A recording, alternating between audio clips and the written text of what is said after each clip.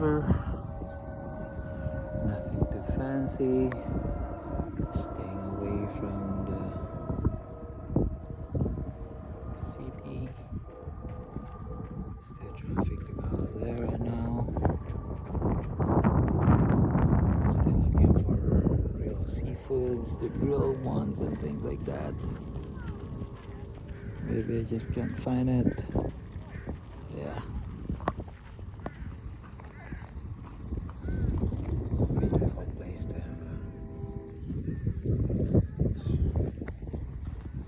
Crescent Beach.